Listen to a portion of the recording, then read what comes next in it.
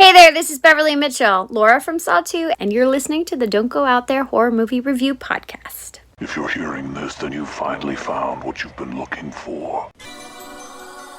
In a world where zombies, ghosts, serial killers, and vampires all exist, it's Nico, Brian, Mike, and Dustin, and they are all that stand between you and the films that could end the world. Welcome to the Don't Go Out There Horror Movie Podcast. Welcome back, everybody, to the Don't Go Out There Horror Movie Podcast. Just want to thank all of our fans and listeners. Really appreciate the support. You guys are awesome. Before we get into tonight's film review, just want to give a quick shout out to our website, don'tgoouthere.com. Everything about our podcast is on the website. All of our episodes and interviews, if you want to check those out. We've done some incredible interviews in the past. Go check them out there in a specific tab by themselves so you don't have to scroll through hundreds of episodes on Apple or Spotify, etc. We also have our store if you want to grab a shirt, a mouse pad, a hat, all that good stuff. We'd love to see your pictures, rep your favorite podcast. And Shan's Etsy page is also attached if you want to grab a tumbler. All of our social media links are on there as well. Facebook, Twitter, Instagram, YouTube, TikTok. Like us, subscribe us, follow us, all that good stuff. And the last thing I'm going to shout out on our website is our Patreon. We call it Blood Donors. We have the traditional monthly reoccurring kind. If you want to support us, help us pay the bills, as we say. Or if there's a movie you want us to review, that option is available as well. Just check out our website, don'tgoouthere.com. Also, if you haven't noticed, we've recently joined the Believe Network. So there's some ads on our program now. But if you want ad-free content, go check us out on Blood Donors. The ad-free episodes will be available there. We appreciate your support. We hope you enjoy the episode. All right, guys, jump to the film review. I'm really excited for this one. This is Mike's theme, sequel month. So me and Brian kind of been talking about this a little bit behind the scenes, like wanting to knock out some more franchises. Specifically, Brian, he wants to knock out, the Final Destinations, the Saw franchise. And when Mike picked sequel month, I instantly thought of Saw. I want to do some more of these movies. I almost picked 4 because I do like that one a little bit better than this one. But I know it's driving me crazy and Brian crazy and the rest of y'all crazy going out of order for all these. So I chose Saw 3. I still do like Saw 3 a lot. It's really good. I do, like in my scene-by-scene analysis, I do have some qualms with it. It's not perfect, and it's kind of hard the ending is not bad, but after the ending you got in the first one and the second one, it just didn't hit quite the same. But I still enjoy the movie, and I'm excited to break it down. Brian, you want to go next? Yeah, I like it. I really love the first 4 of these movies. 2 hours long, but honestly, the movie doesn't feel 2 hours long. I think it does a great job of hitting all those beats, but it does kind of start down the path of something that I don't really care for a ton, and that's Jigsaw not doing the traps, and therefore they're pretty much unwinnable. And not pretty much, I mean, they are. And I'm torn on that. But I do like how that is actually addressed in here and said, and I have some issues with the acting. That's not fair, I know, but we've been through this. And, I know I've said before, but I'm relatively new to the Saw franchise, like last 4 years doing this podcast new. But I really do love this series a lot, even Spiral and Saw X, Saw 10. This to me is maybe top 3 favorite horror franchises as a whole.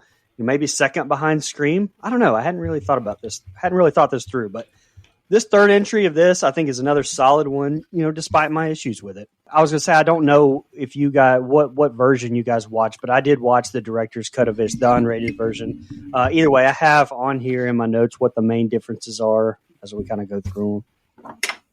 Don't you dare praise Spiral. Not in my presence. Movie's good. Hey, is Terrifier your number 1 favorite franchise, Brian? No, it's not, Mike. Any other questions? Any other brain busters? Been a long day. So, yeah, I love the Saw franchise as well. I really do. Even Spiral and Saw X. I think that's the only difference, with me and Brian and the 2 others is that we actually like those entries. But, hey, I actually really like Saw 3. It looks like more than the Saw fan base does for some reason. I love the story. And to me, this one has one of the better stories. It's a little long. 2 hours is quite a lengthy Saw movie to me, where I feel like there could have been some shaved time. But I really like the father-son story, how they tie everything back in to Dr. Lyman. Like, I really, really like that. And I actually, I've seen a lot of complaints online anyway that this movie's too Amanda heavy, and I don't know. I feel like she's such an integral part of that story, and especially the reveal in Saw 2, that I think it works. I think it works. I think wrapping her story up like that in that way kind of is a nice way to end that off. But the only qualm I really have is how much time Tobin Bell spends in a fucking hospital bed. I really hate that. Like, I want to see Jigsaw be Jigsaw, and we just get him sick the whole time. Reminds me of how they did Laurie Strode in Halloween Kills. But hey, I'm very excited to do the scene by scene, hanging my jersey in the rafters for that, because I have a feeling I'm going to be stuttering Stan Lee yet again here tonight. You said that you kind of want to do 4, but you're tired going out of order. I mean, is it out of order? It runs concurrent to this movie. So yeah, but Fair. But if you watch 4, you don't know what the fuck happened whenever they all meet up. So Well, Yeah, I know. and by that logic, we should have done Saw X before this one. exactly. I don't like Saw X good- like that. Though. Sorry, Brian, you but said- it's good. It's funny hearing you say that Saw may be your second favorite horror franchise behind Scream. Like, that's exactly where I'm at. Like, this is my top 2 franchises for sure. Round it I out will with Terra. say, yeah, go to hell.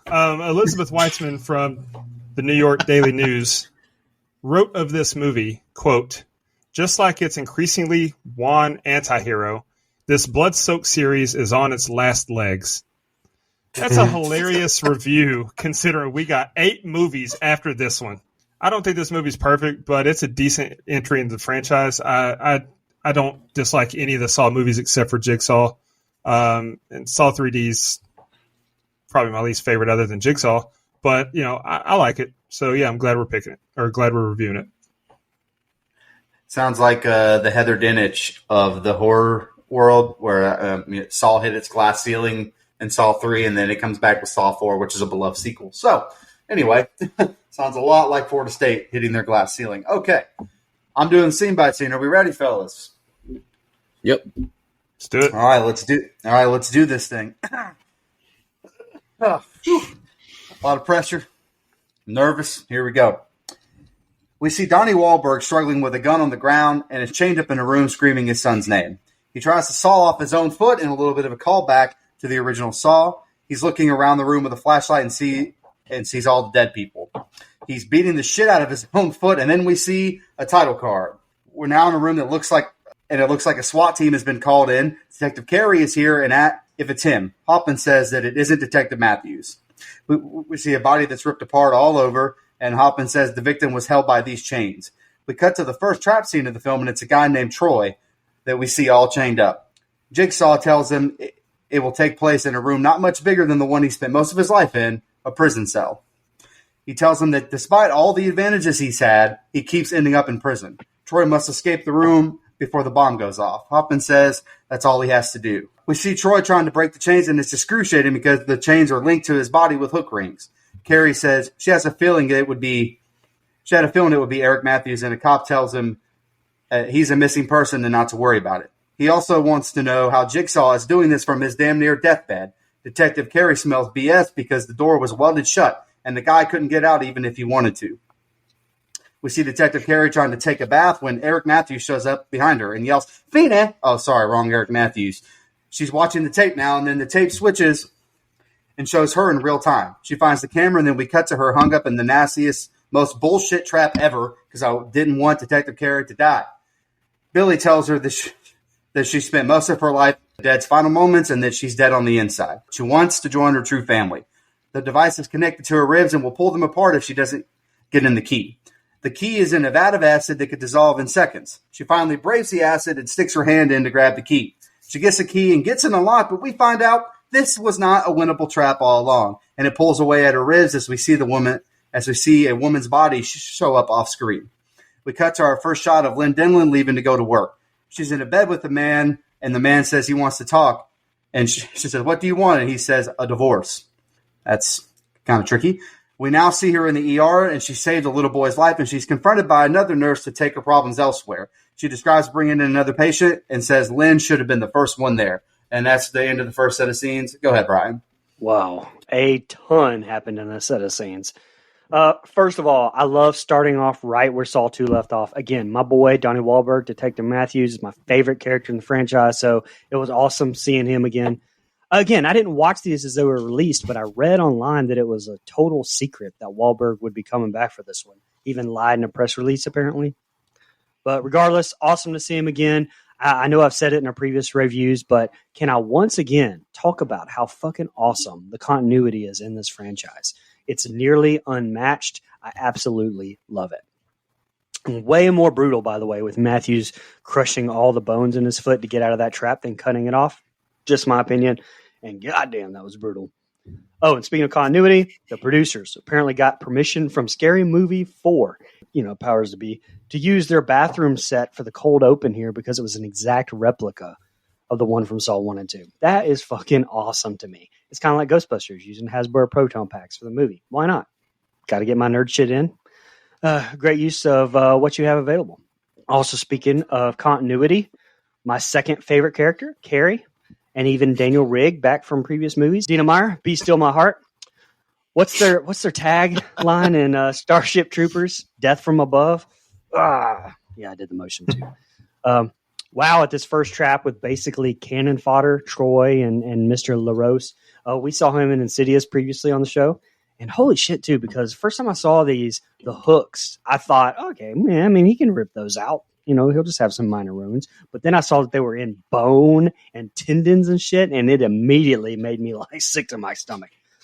And so we start these unwinnable traps that honestly, like I mentioned in my opening, it doesn't do it for me. There's something just different about an unwinnable trap, and I can't really explain it. I mean, what the fuck's the issue with Carrie anyway, as far as Jigsaw is concerned? I mean, just what did she even do? I don't know. Maybe I missed that, but anyway, fuck Amanda. The last thing, which is fucking awesome, Darren Bozeman also back from part 2 to direct. And, there are some amazing transition shots in this. All of the transitions from one scenes to another, they were filmed in real time, apparently. And for example, this scene here that immediately shifted from Troy's crime scene to the scene showing Carrie in the bathtub. In order for this to work, Dina Meyer had to quickly go off set, remove her clothes, and then get into the bathtub before the camera made it there. Chef's kiss. Great work. Now, Carrie's death, fuck that, but was great effects on the angel trap.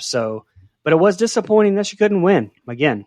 And oh yeah, Hoffman, whoever the fuck that guy is, made his first appearance. But yeah, fuck Hoffman. Go ahead. Easy now, easy. That's my guy. All right, starting off, man, the Lionsgate Twisted Pictures intro, going through the gears, then with the barbed wire, man, that's just a perfect way to start off a horror movie for me. I love hearing the arguing between Eric Matthews and Amanda. It puts you right back into that Saw 2 mood, like you mentioned, Brian. And you already kind of answered it, but I did right. Question for the fellas. What's worse, honestly, cutting your foot off or bludgeoning it so much you can snap it and slide out of the shackle? It's horrific watching Eric do this to his own foot. I do think cutting it off is Absolutely. Just a tad bit worse, but not by much. I don't know if I could actually see my own limb leaving my body, but, I don't know. Demolishing it with a toilet lid's not much better.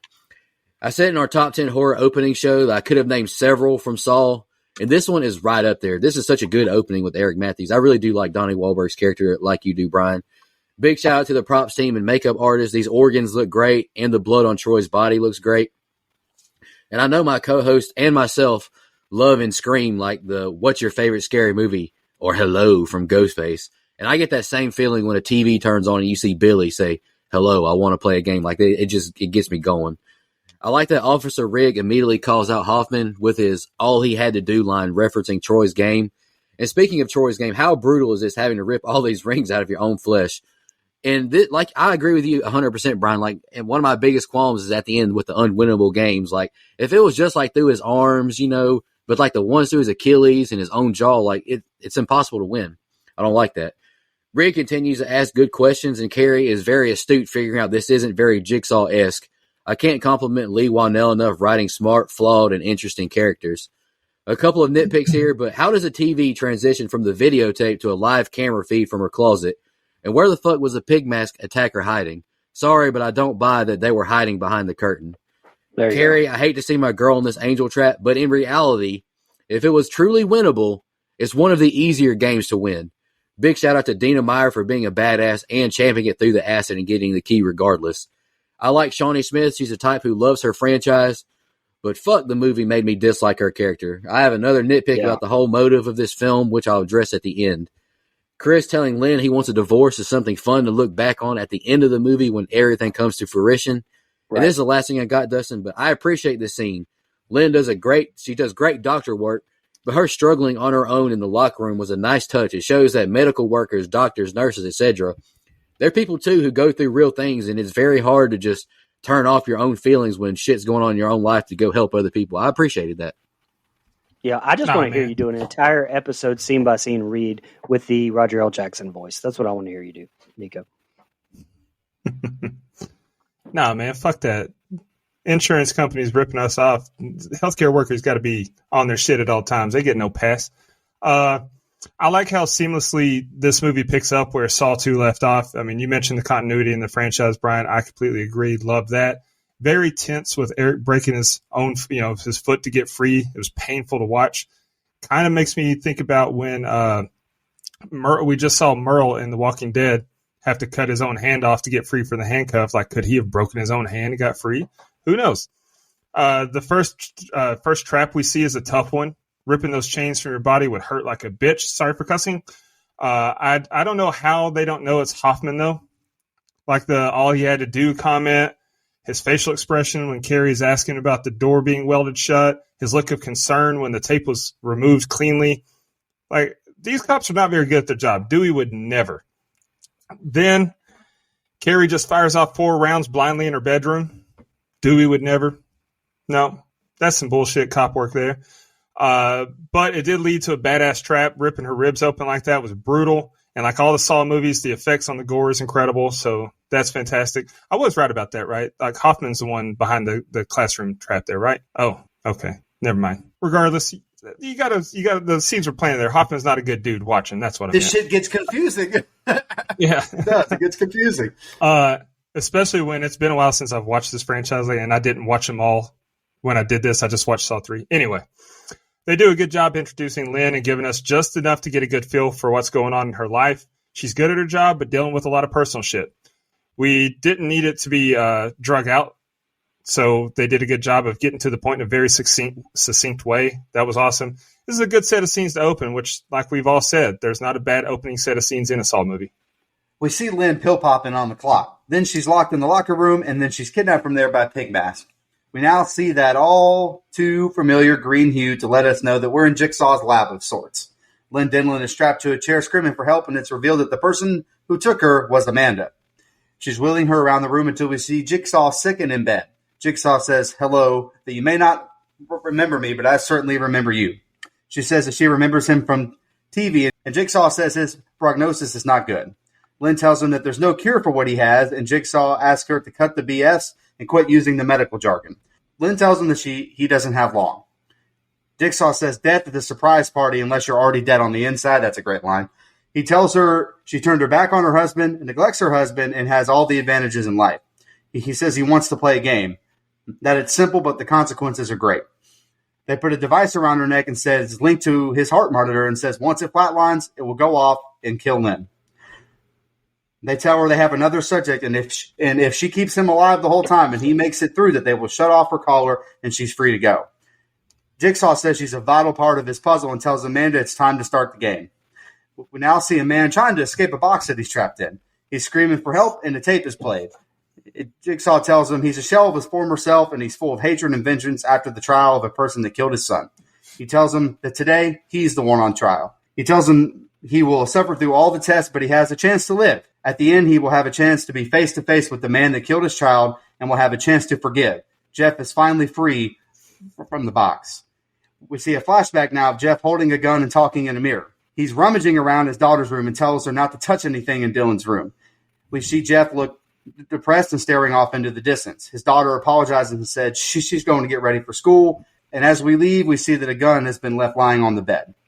Back to Jeff in the present, and now he's stammering through the hallway, and we cut back to Amanda at the Super Best Friends headquarters. We see Lynn taking care of Jigsaw, and Amanda tells him that he's out of the box and the game has begun. Lynn tells her that Jigsaw's brain is herniating and that he needs an operation. Amanda tells her that isn't happening and calls her a stupid cunt and says Jigsaw chose her. Lynn says that she can't perform miracles, We see Jigsaw throw up blood, and now he can't breathe properly. His monitor is going crazy. Lynn gets everything to settle back to normal and tells Amanda that he needs to have an operation. Amanda says, okay, but we do it here. Lynn says she needs an anesthetic and a power drill. Yeah, Shawnee Smith really does do a great job in this set of scenes. And she and Bahar Sumac do just fantastic playing off of each other in this set of scenes. Just want to disclaimer that. I actually just saw Bahar on Mission Impossible 3 not too long ago. Best one in that series, but that's a sidebar. But other than this first set of scenes, though, Sumac just isn't super believable to me. I don't know if that's a hot take. I'm sorry, but to me, she could have been like more worried than she is during the entire. I mean, just all through the entire thing. Also, here's a little bit of an issue I have, where I said that I liked Saw X a lot, and I do, but it's supposed to be before this one, like we mentioned, and this almost doesn't seem like the same Kramer. Is my only issue. Of course, I mean, he's pretty damn almost dead, so I guess it could work. You can explain it away, but also I get wanting Lynn to help with some medical shit, but putting her to a test too seems a little dramatic. I mean, we, spoiler alert, get to see her cheating at the beginning, and she may be, use antidepressants, but I mean, damn, they lost a fucking kid, Kramer.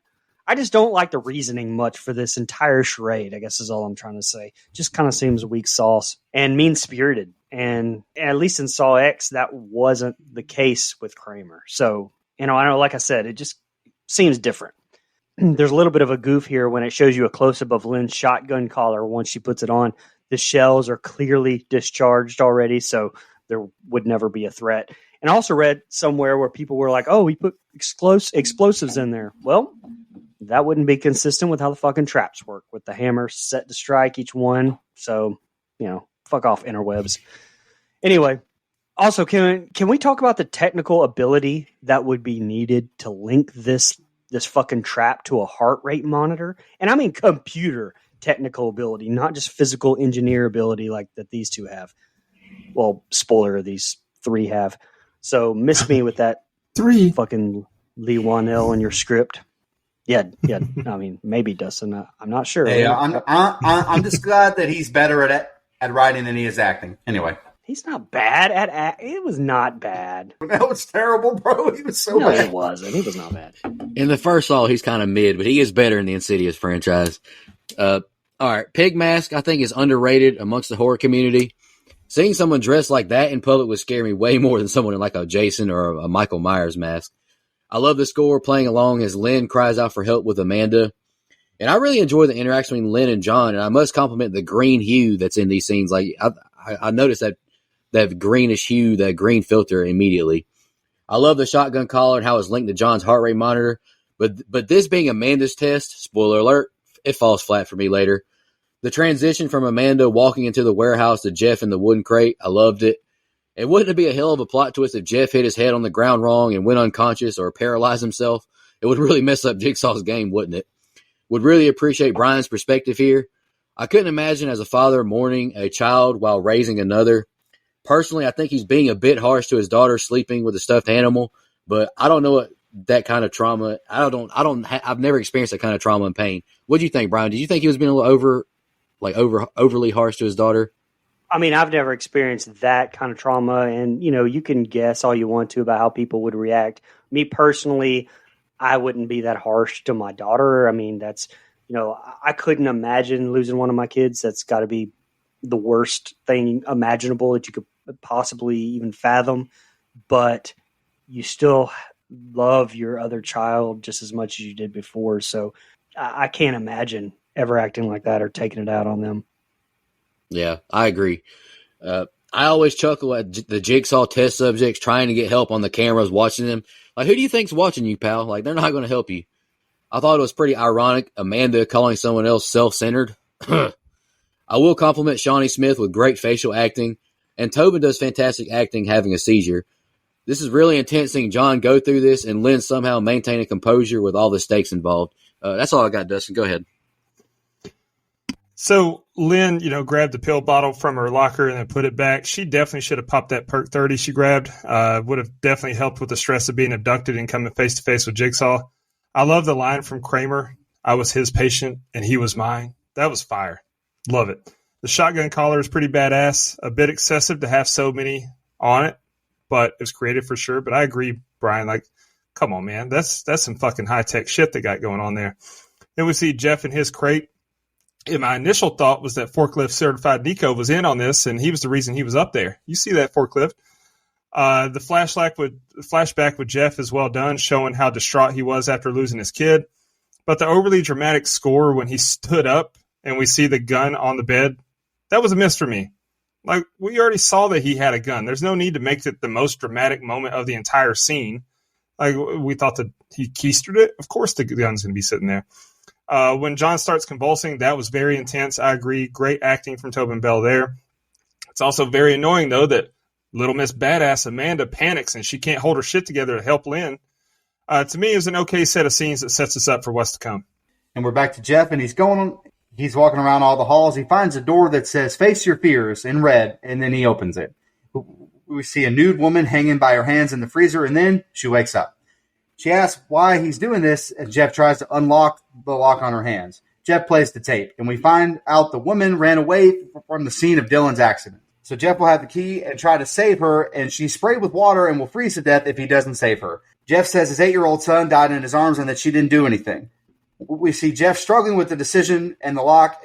We see her covered in ice and she's frozen over. Jeff tries to grab the key and his face gets torn apart. It's too late to save her, but he gets himself out. He's out now and finds a card that reads, "One bullet will end it all," in a box. We cut back to Jigsaw's Super Fun Time lair, and Lynn is rummaging around with the traps and weapons. Lynn says, "If you really love John, you won't let me do this to him." Amanda basically gives her a chance to kill her with an axe and try to take the collar off herself, but knock in the wrong place will make it go off. She knows because she's the one that built it. Amanda asks if she has everything she needs, and Lynn says she has the tools to cut someone open, but not enough to save a life. Amanda says that you'd be surprised what tools can save a life. We cut to the past of Jigsaw painting the Billy the Puppet mask, and we see the behind the scenes of Amanda's original trap and how she became the sidekick to Jigsaw. Amanda reveals that Jeff made it through the freezer room and he tried to save her. Jigsaw tells Amanda there's a few things he needs her to do for him. In his desk, there's an envelope with her name on it. Amanda tells him Lynn will be doing an operation on him and says that she's the best. Jigsaw said that's a part of the reason I chose her. We're back to Jeff walking around the hall, and he sees a tipped-over Billy the Puppet doll, and then he picks it up. He comes upon a door that says it's time to let go. He opens the door to a man screaming for help, and there's a horrendous smell.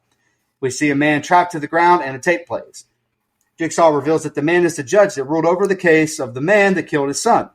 He says he has the power to sentence his soul, but there is a key in a room full of his son's possessions that he's been holding on to for too long. If he burns the stuff, he will find the key. Until then, we get a bunch of dead pigs dumped on this motherfucker. Jeff says, "You don't remember me?" And he says, "Maybe you remember Timothy Young, who you only gave 6 months for killing my son." The judge is pleading for his life and says, "Don't become a killer like him." We see Jeff struggling with the choice and flashbacks to the pictures of his son, and he finally makes the call to burn his son's things, and then we see the key drop. And, all right, look, all this Jeff stuff with the introduction to him, I mean, I think he sucks, as I've seen many others online say the same thing. But goddamn, man, this dude lost his son. Like, geez, exactly how Nico just brought up. How would anyone react, realistically? But I do agree with and absolutely get the frustration with his slow ass and any of this. I think Dead Meat and at least the Reddit thread I read, interesting, called him slow ass motherfucking Jeff, and that made me laugh. So I wanted to say that. Can you imagine watching this on a monitor? I mean, if I'm just probably laughing and being like, this motherfucker is doomed. If I'm Amanda, whoever else is just sitting there watching him try to do these traps on a monitor.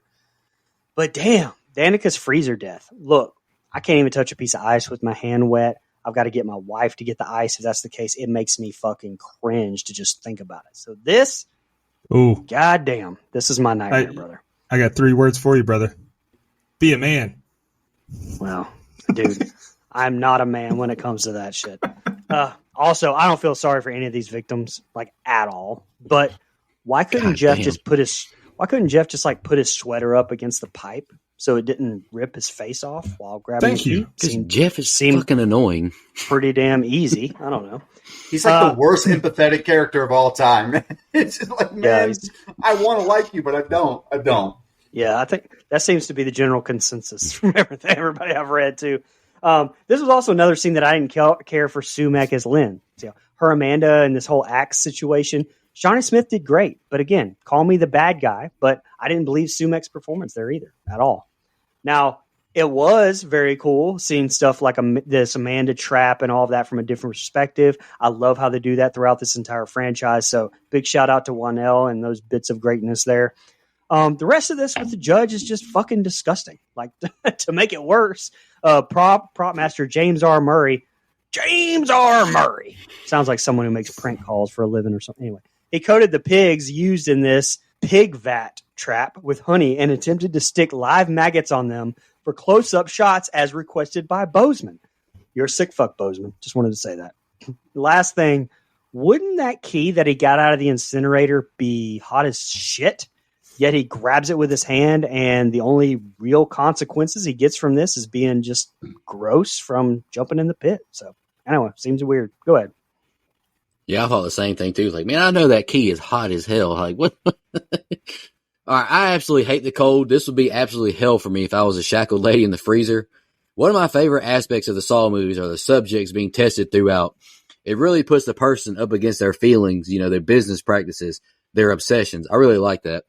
As someone who's not a father, I couldn't imagine being in this situation. As angry as I am, I couldn't watch or hear someone being killed like this. I have to compliment Deborah McCabe. She does such a good job as this victim freezing to death. Honestly wish she would have survived this one, but Jeff doesn't get any kind of urgency until she's completely frozen. Lynn has one job, keep John alive, so she stays alive, but she's gallivanting around this warehouse workshop without a care in the world, seemingly. That does frustrate me. But I don't have any issues with her acting, but her just walking through the warehouse kind of annoyed me. Amanda with some elite mind sorcery on Lynn, basically daring her to kill her. I love all these flashback scenes showing Amanda being put into her trap, surviving, and becoming the new apprentice. John and Amanda have great chemistry, and fun fact, according to IMDb, the two actors spent several weeks together before filming to really form a relationship that will reflect on screen. I love John's line, "That's one reason I chose her," in reference to Lynn. The Billy doll laugh, it's so creepy. I don't blame Jeff at all for quickly dropping it on the ground. The pig vat is one of the most horrific deaths to me. Is it gory or brutal? No. But drowning in rotten pig corpse juice? Ugh. If I were that judge, though, hearing this tape, I'd just go ahead and start accepting my fate. I know this scorned father isn't about to save me. The pigs used here are made of foam, rubber, and latex, but were filled with real maggots. Tobin said this is his favorite trap of the series. That might have been just up to this point in the franchise. That's what I read on IMDb. Jeff pisses me off, but my son's killer only getting 6 months. I couldn't even blame him for being mad at the judge. And as much as he frustrates me, I do think Angus McFadden does a great job portraying the character. I know it had to be brutal to incinerate his dead son's belongings. And that's all I got, Dustin. Go ahead. All right. Huge revelation that the woman in the freezer was the only witness when Jeff's son died, but also a huge leap in logic to me. How the hell could Kramer know that? It's like, come on. And also, what kind of monster just watches a kid get run over and leaves? That woman deserves everything that happens to her. I don't feel bad for her. Fuck that. I personally think freezing to death would be the worst way to go, even if surviving being hosed down butt naked in a freezer. I think I'd rather die. No way I'd ever be able to warm back up after that. Then the dumbass puts his bare cheek against the freezing pipe. Like you said, Brian, I would have put my sweater between my skin and the pipe, but that's just me, idiot. Jeff's definitely frustrating. Yep. Pretty badass move by Amanda to have hand Lynn the axe and call Lynn's bluff. Great way for her to redeem herself from pussing out earlier. I like the transition when Amanda picks up the reverse bear trap and we cut to Kramer working in the lab and then the flashback to Amanda in her trap. Even though it was pointless in the grand scheme of things, still cool. We saw the first two movies. We don't need the entire flashback like this.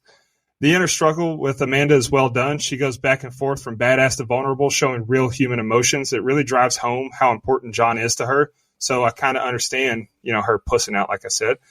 pretty fucked up for them to lay Billy out next to his bike the way Jeff's son was when he died. Like, Jesus Christ, man. Then when Jeff goes into the next room, come on, son. That's not the first time he let a door close behind him like that. Like, you'd think he would know by now that these doors shut and trap him in there. But he acted surprised again. Like, oh, shit, I'm trapped in here. Come on.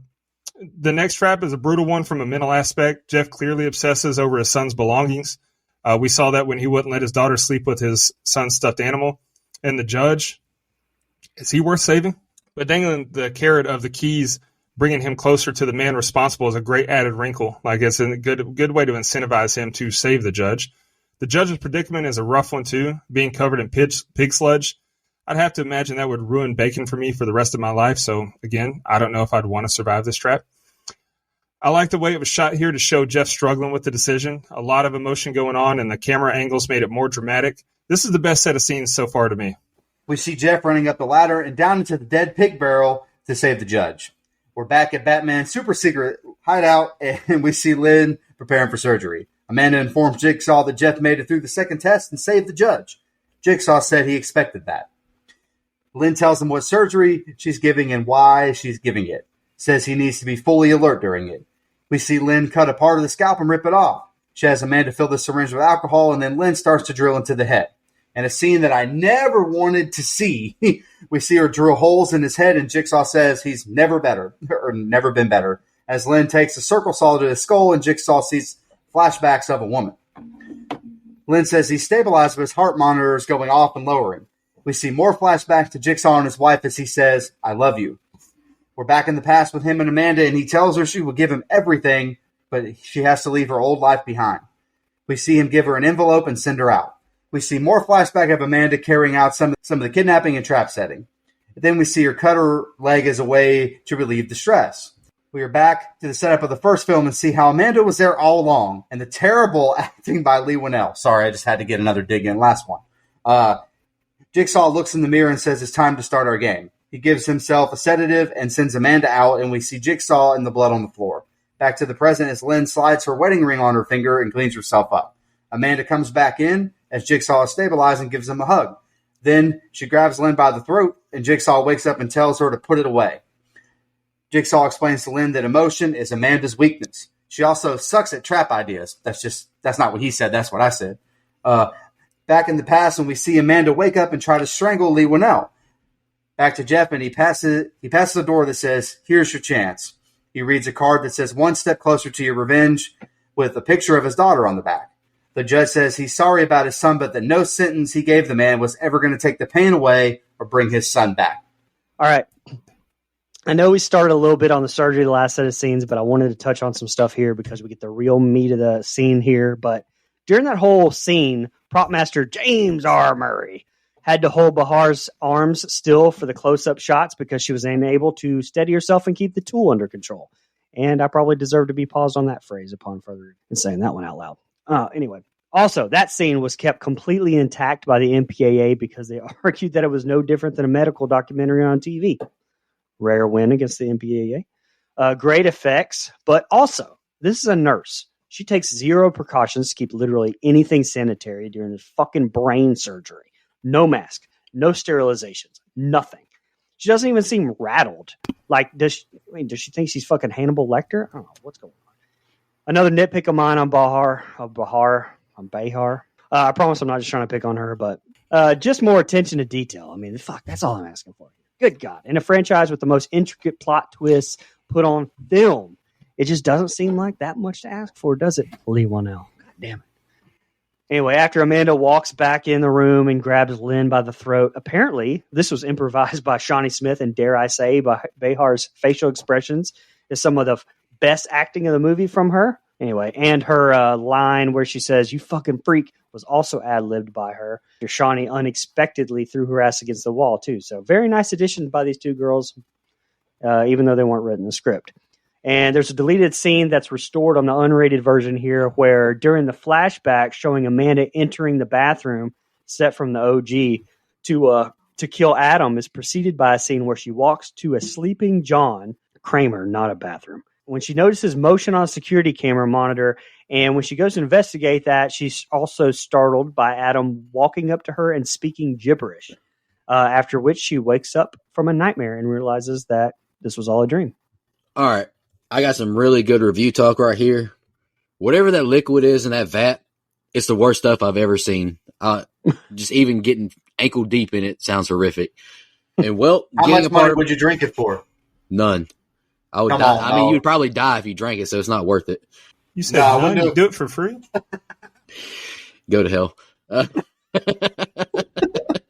And all I just wrote was, well, getting a part of my skull removed might actually be as bad as lying in the pig juice vat. This franchise is very good at making its audience feel grossed out and squirm. More compliments to the special effects team. This operation on John's skull looks incredible. And actress Bahar Sumek commands the screen. I'm not seeing it, Brian. I think she does. I think she's fine in the film. I hate hearing a little dentist drill in my mouth. I could not imagine having a power drill and saw cutting my skull. Like, I just couldn't imagine being awake for that shit. And Amanda, she got jealous as fuck real quick with John saying, I love you to Lynn without her knowing it was him dreaming about his former wife. She got emotional quick, didn't she? Hello, Zep. Hits like a crack rock every time. And personally on this rewatch, I really appreciate the flashback seeing how the first game in Saw 1 came to be. You can tell Amanda has struggled with this from the beginning. And I wrote down the same thing that Brian did about the fucking freak line that was ad-libbed by Lynn after Amanda grabbed her by the neck and threw her into the wall. I thought that was a really nice touch as well. Nice reveal that Amanda was the one who killed Adam after days of being left in the dark. That's a mercy killing to me. I would rather just get put out of my misery instead of just getting left in a dark room shackled to just, I don't know how I would die. Dehydration, hunger, going crazy, beat my own head against the wall just from losing it. I would rather just suffocate me and put me out of my misery. And it's easy for the judge to say that whose son wasn't killed or that their killer was giving a pathetic sentence. Yeah, fuck that judge. But I'm glad that Jeff saved him for a little bit. Go ahead, Dustin.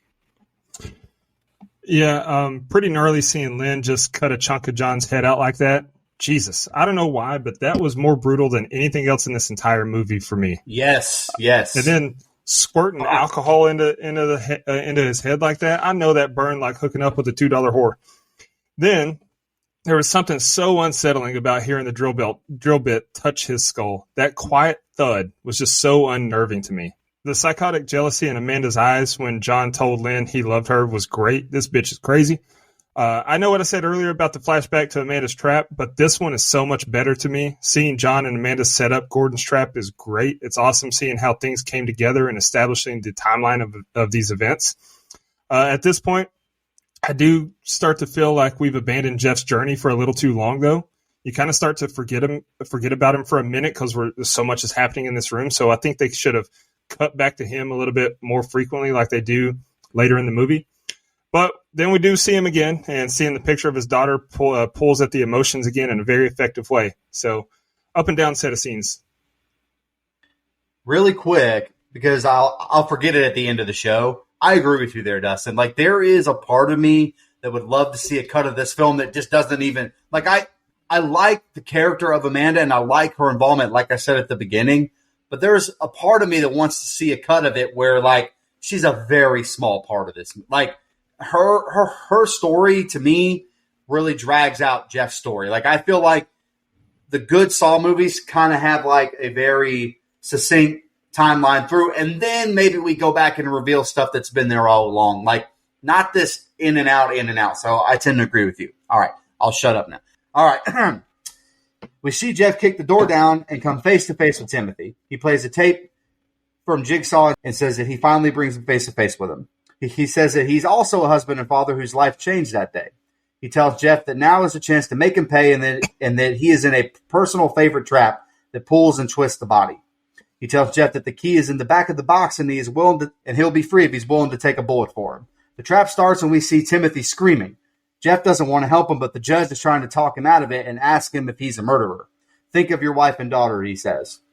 We see Timothy's body splitting open and twisting, and the bullet goes off and hits the judge in the head. Jeff is trying to find out how to stop the trap and yells that he forgives him, but it's too late. Timothy's head is turned all the way around as we see Jeff crying on his knees. Jigsaw and Lynn are talking about her marriage, and she says she would give anything to see her husband right now. Jigsaw reveals that he knows about her affair and says that she says that her marriage has been through more suffering than he could imagine. She calls him a murderer, and he spits his usual gaslighting bullshit about how he isn't one and that he hates murderers. Lynn pleads to let her go. Amanda comes in, and Jigsaw says that they're fine and don't need Amanda. We see Jigsaw tell Lynn that she needs to be better to her family, that she has a lonely husband and a daughter that needs her. Amanda informs him that Jeff made it through the last test. Jigsaw tells Amanda to undo the collar and let Lynn go, but Amanda is refusing and saying he's not through yet. Jigsaw says Lynn is more important than she knows, and Amanda is still saying no.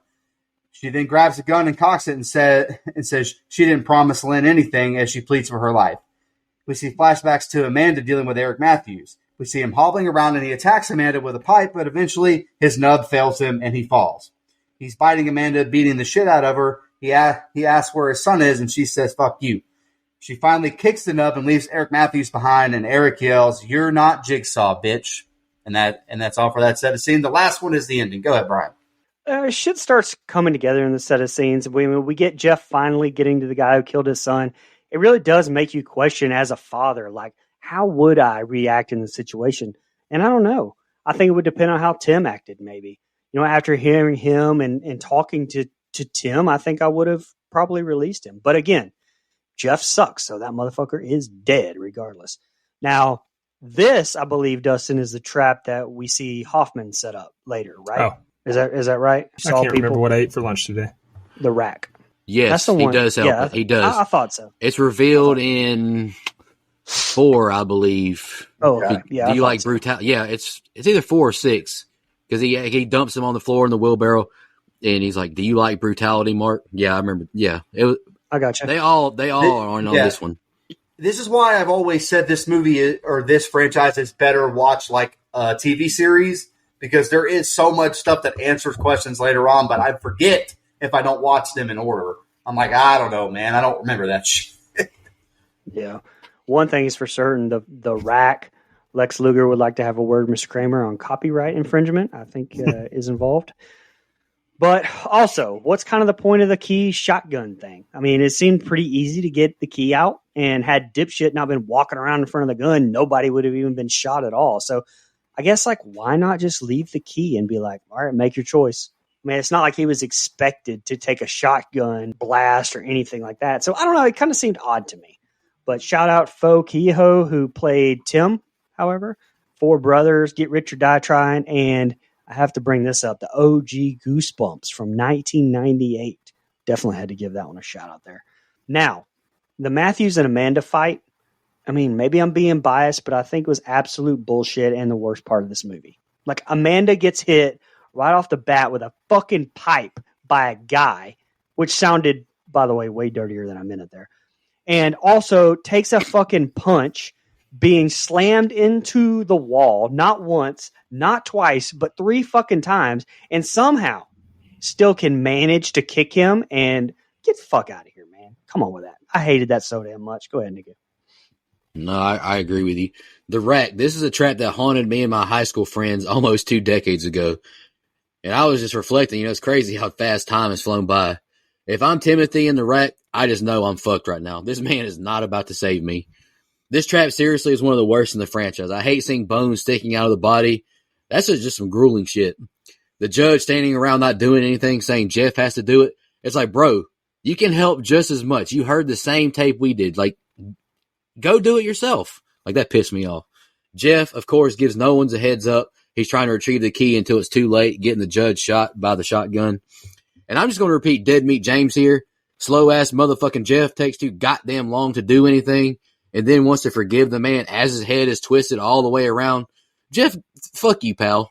Don't say I forgive you as the man's fucking neck bone is sticking out of the back of his... fuck him. Suffering. You haven't seen anything yet is a legendary Jigsaw bar.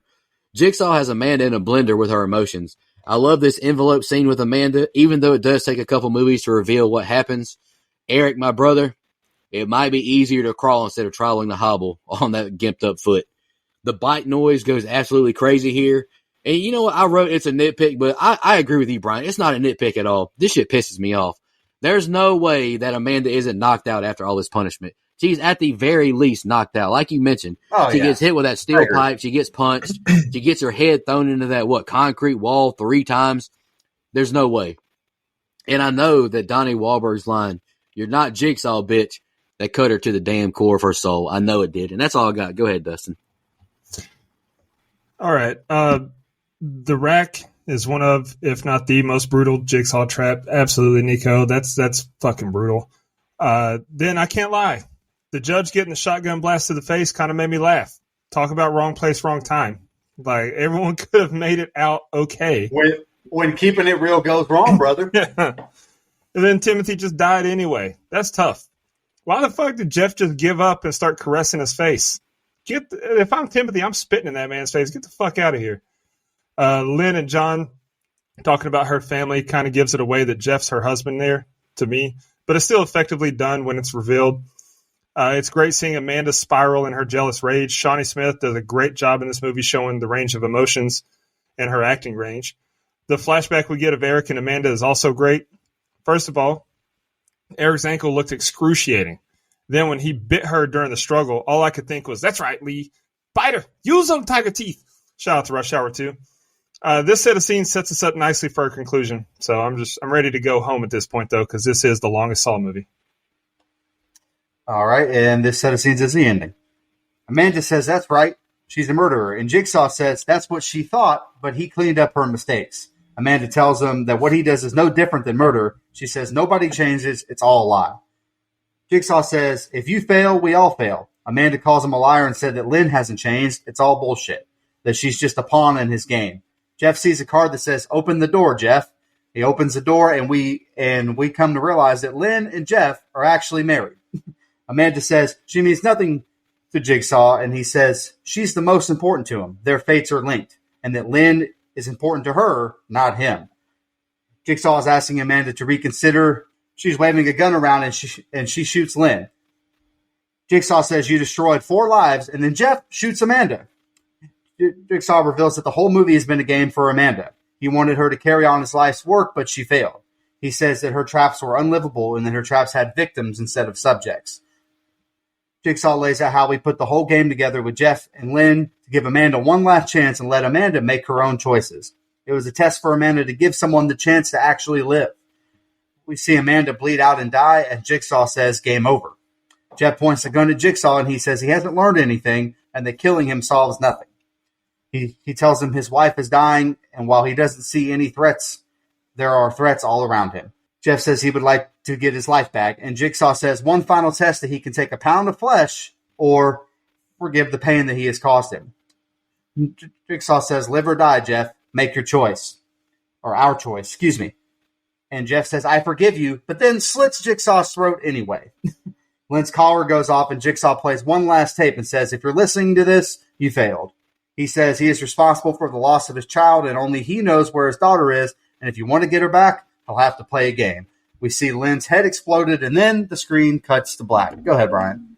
Now, through my complaints, I did like the ending. I guess more than, I don't remember who it was that said earlier, was it Mike or Nico that said they didn't care for the ending, but I did.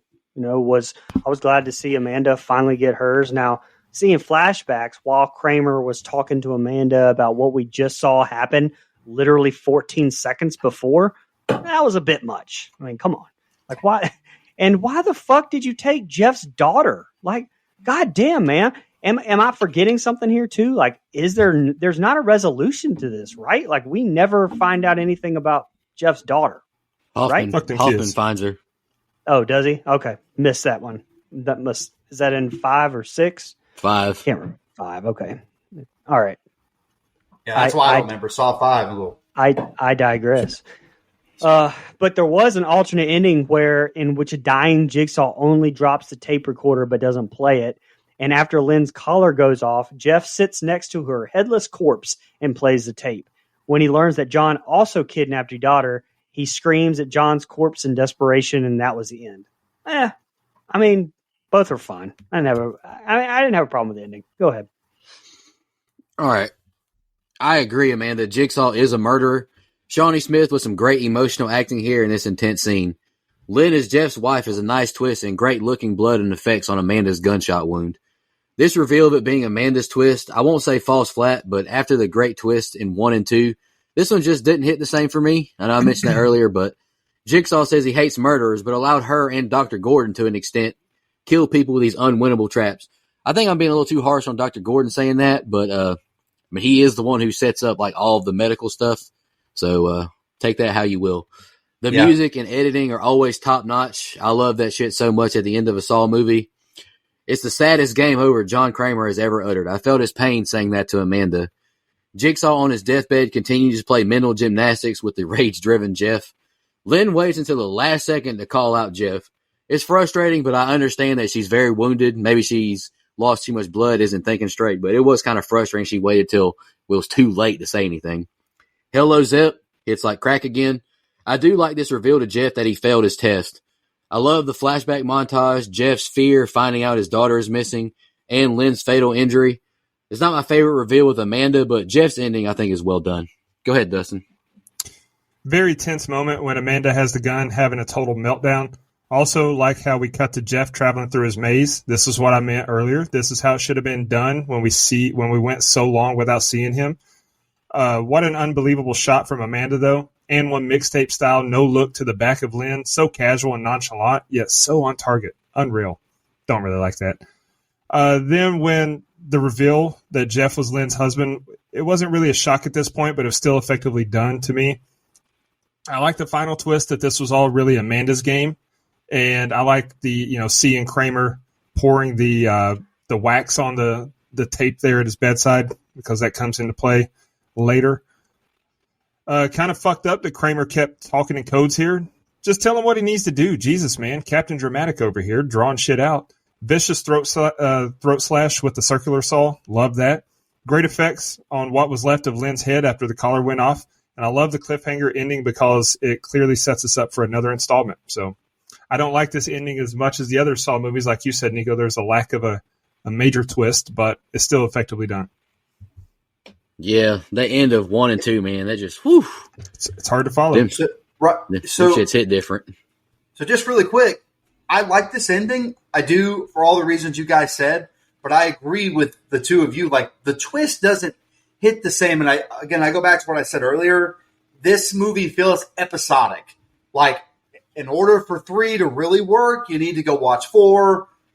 And like, for 4 to work, you need to see 3. And so I feel like maybe the end of 3 isn't really supposed to hit the same as 1 and 2, but like you said, it just falls flat because 1 and 2 are so good. So I think maybe that's the way I look at it. I'm like, okay, like, again, everything is wrestling, and Dustin knows what I'm talking about, but sometimes Monday Night Raw ends on a bang, and sometimes it ends on a dud. But each time, it's probably leading into something for the following week. That's kind of how Saw 3 felt to me. Yeah, I get it. All right, let's jump over to Instagram. We don't have anything for Facebook. Danny CNAPS commented 3 hands up emojis, and yes, I can't wait. I love the Saw franchise. 2 is probably my favorite, but I love the stretch of Saw through Saw 5. All right. Joe Black Tattoos commented, shit, Lynn deserved better. I agree. I don't think Lynn should have died, but hey, the story keeps on going, Salty O Soul commented, if you could choose which Saw trap you would be forced to try to survive, which one would you think you'd choose? I'm going to pick one from just this movie. And I'm going to say, if it was actually winnable, I'm picking the Angel trap. I'm picking Dina Meyer's trap. Like, that one seems pretty winnable. But if you make it unwinnable, obviously, you can't win. What did you pick, Brian? What would you pick from this movie? I'm not going to go with an unwinnable one because, that's the way it is in the Saw movie, and she asked for a Saw trap. So I guess I would have to go with Jeff's, like, his whole thing, because I think I would have made the right choices. Yeah. Dustin? So when I read that question, I thought overall, I didn't narrow it down to this, so I'll give you both answers. I'll give an overall too. Overall, I'm picking John's trap from Saw X. Fuck that kid. I'm not telling him, don't pull the chain. I'm letting that kid pull the chain, and I'm surviving. Oh, yeah. Good point. But from this movie, yeah, I guess you're right, Jeff's, because I would make the right decisions, but if I'm not doing that, probably, okay, walk with me here. If I'm strung up naked in a freezer being squirted with water, yes, that would suck. I don't want that. But I'm a woman in this scenario, so no Diddy. I'm telling Jeff I'll do whatever he wants if he gets me out of here, and I'm getting out of that fucking room. Oh, hell yeah. Heck yeah. See, I didn't pick one of those kind of traps because I'm not actually playing it. You're I'm not just in the control? victim. Sure. Yeah. That's true. If I were to give an overall, if it was winnable, I would still probably go with the Angel trap with Dina too. Meyer. But another one I would consider is Seth Baxter's. If it was winnable, all he had to do was crush his hands and he would be free. So, but then again, Hoffman was just killing the guy who killed his sister. So, anywho, we got one more comment. Then Dustin, you can do Twitter X. Dana Tucker 48, a new fan. She actually just followed us today and sends a DM, says she loves the show. Appreciate it. Solid as Thank you. life. Of all the scenes that broke me was the guy with his bones being twisted. Blech. I can handle anything but broken bones and anything eyeball related. I'm with you. I don't like that shit either. It's terrifying. Yeah. All right. I'll do X, the artist formerly known as Twitter. Mookie at Boomer_T1 said, the best sequel in the franchise. Wish they didn't kill off John this early, but still really love the story. The best modern horror franchise. I agree with probably the second part of that, but the best in the franchise, I'm going to pass. 6 is All still six. out there. Saw 6 is there. Saw 6 6 and, Saw and 2. 2 exists. Saw 2 exists. And 6. and 3D. Fuck off. No, sir. Sean Irwin 3D is at not the good. Poet Sloth said, I really liked Saw 3. The game wasn't what we thought and showed John's true ability to control everything. I agree with that. And then Anita Russell at Anita Russell 06 said, solid sequel. John's game was masterpiece in this one. Y'all got any fun facts you want to share? I just got one. According to producers Mark Berg and Orrin Coles, they had originally discussed having Carrie placed in a device that would pull her limbs in different directions, but instead thought of the angel trap. The limb pulling device would instead be seen in following Saw 4. Cool. I got a few here, and bear with me, Brian, if you've already said these. I apologize. As with the previous 2 films, only the actors who appeared in the final scene were given the complete script.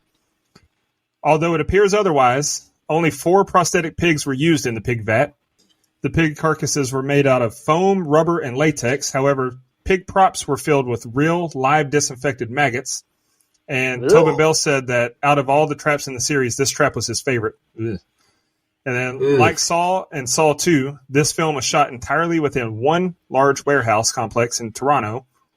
And the last one I got is this was originally planned to be the final film in the series. It was meant to tie up the story of Amanda and John. Interesting. But that's kind of bullshit, right? Like, that had to have obviously been before even a script was written, because otherwise, like, we have a ton of stuff like the wax on the tape. Like, there's tons of shit that play into 4, right? Yeah. And I smell BS on that because it feels like they wrote Saw 3 and Saw 4 pretty like congruently or something. But I agree. Like at one point, it maybe was intended to be the final film at least. All right, the Saw 3 was made for a cool $10 million, and opening weekend it grossed $33.6 million, grossing in its entire theater run $80.2 million in the United States and Canada, which is the information I found. Which is also the reason why we got a lot more of these damn films. But what, according to that, was it New York Times person that Dustin quoted earlier? Yeah, it's on his last legs. Right? All right, guys, let's jump to our favorite kill, least favorite kill in the rating. Anybody want to kick us off? Yeah, I'll go ahead and go. I usually go last. Best kill, I went with the torture rack, although Carrie's is probably a good second to me. I don't know. There's a lot of good choices here. Worst kill, I went with Kramer himself. I didn't really care for the way he went down. You know, and I've said a lot of my issues already. The unwinnable traps don't really do it for me personally. Some acting issues, like I've touched on. Some nitpicks here and there. But overall, I think it's, you know, all that's easily overlooked stuff. I feel like it's a solid entry into the franchise. I gave the OG a 9.75. I gave Saw 2 a 10. You know, I don't remember what I gave Saw 6, if I'm being honest, and barely remember even that review. But I'm going to go in order here. And I would say there's a nice little drop-off, in my opinion, from the first 2. I'm going to give this one a solid 7. All right. Let me go ahead and knock mine out real quick. Favorite kill for me is the rack. That's just a gnarly-ass trap. Least favorite was Adam. He got smothered by a crazy woman in the dark. He wants to be me so motherfucking bad. Oh, good pick, though. Yeah, absolutely. as far as my final thoughts on the rating, when we ranked the Saw franchise way back on episode 35, I had this one 7th out of the 8 films that had been released at the time. I said it's not bad, but it's forgettable. You need Saw 4 to fully appreciate 3, so that hurts the score a little bit to me. If you watch the franchise in totality, it's much better, but we're judging it as a standalone here. Jeff was a frustrating character. He sucked. The traps weren't on par with a lot of the others in the franchise, and it frustrated me that, like you guys said, some of them were unwinnable. And it lacked a big twist like we got in the first 2 movies, so that didn't hurt it. I'm very partial to the franchise, so it's not getting a bad score. There's not a bad movie in the franchise other than Spiral. But I can't go higher than a 7.5. Oh, brother. Spiral. Twisters, whatever. do it! Man, I thought you was going to drop like a 5.5 or something on it. I was like, damn, all right. No. I love this franchise. All right. My favorite kill was the torture rack as well. Even though it was the most brutal, it was cool to see. I'm not going to lie. On screen, that's a very unique concept. And my least favorite is also John Kramer. I really think we did this way too early in the franchise. And I know he's in more movies, but I want Jigsaw being Jigsaw, man. Like that. That's what makes 1 and 2 so good. Look, I've kind of spoken throughout, even though I'm not supposed to because I'm scene by scene guy. But look, I like this movie. I think it's good. It's probably a little underrated in this franchise. Just kind of reading some stuff online, Reddit and Twitter and everything. But I love the story, the actual story of Jeff and Lynn and those traps. Some of the Amanda stuff, I just wish it was cut down a little bit and that quote unquote twist was removed. That I think it makes for a better story. But I get why it's there and I understand. And plus, it's the death of Jigsaw, so that kind of bumps it down a few points for me. But again, good watch. There's no bad movies in this franchise. So I gave this one a 7.25. All right, my favorite kill is Timothy in the rack as well, just because I love the trap. Least favorite kill, I was kind of torn. I wanted to go with Dina Meyer, but I did choose Lynn Denlin. I think the kill is good, but I liked her character. Like me and Brian are completely opposite on that. I like Dr. Denlin, Her but the kill was fine. great. I just didn't care for the acting. That's all. That's fine. I understand. I thought she was fine. I'm a big fan of this franchise 1 through 6. Personally, I think it's the best run of movies in a horror franchise universe. It has really good traps and games. I disagree with Dustin. I think the traps in this are pretty good. It's way better than Saw 3D. A fish hook in my stomach. Fuck off, man. Y'all really ran out of ideas. And it provokes a lot of feelings. It makes you ask a lot of questions. It has a lot of good character moments and sets up a lot of the sequels. I also enjoy the flashbacks that show the development of previous scenarios. I like the twist of Lynn and Jeff being wife and husband, but the Amanda twist is just okay. This twist definitely doesn't hit like the previous 2 films, but those were top notch. My biggest frustrations are Jeff, to quote Dead Meat James again, slow ass motherfucking Jeff. He takes too long to help and has the audacity to apologize to the guy after his head is completely twisted. Also, not a huge fan of Jigsaw being okay with Amanda deliberately putting people in unwinnable games. It goes against his "I'm not a killer" mantra. But anywho, I still like his entry a lot. I gave it 8.5. So that gives us a composite score of 7.5625. IMDb has it at a 6.2. Rotten Tomatoes, you ready for this? 29%. 29%. Is that the critic score or audience score? For real? Critic score. I use critic score on there. Audience score for IMDb. That's fair. All right, guys. I'm glad, Mike. Great theme. I'm glad I got to pick another Saw movie. I told Brian, when we were going to Spookalla, I told him, I was like, I'm going to try just depending on how the schedule falls in October, I'm going to try and pick Saw 4, but if not, great. I might try and pick it before then or soon after that. October normally falls for a free pick month, right? Or at least we have been. Yeah. Pick and a Halloween pick. So I'm going to try and get Saw 4 in there just because I really like Saw 4. And like you mentioned, Mike, before I shout out the blood donors, and Dustin, get your pick prepared too to announce for next week. Like you said, you hated Jigsaw's death because he was just in a hospital bed. But I didn't even in Saw 2, he's just a cancer patient. He's not that's why I love 4, 5, and 6. You see him as an active man, catching the people, testing his people while he's healthy. Yeah, that's why fair. I like the 4, 5, and 6 the best.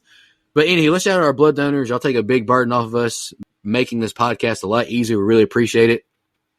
Christina Tower, final girl donor. We'll be doing her pick, The Mist, in a couple of weeks. Camper Level Reoccurring, Clayton J, Nina, Michelle Mirza, the Horror Movie Crew Podcast, Alex Seligson, and Michael Evans.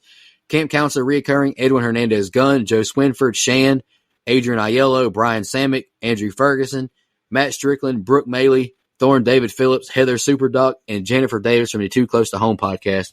Really appreciate y'all's contributions. It makes a big difference. Definitely. You're a big Thank fan you. of our show, go to our website and become a blood donor.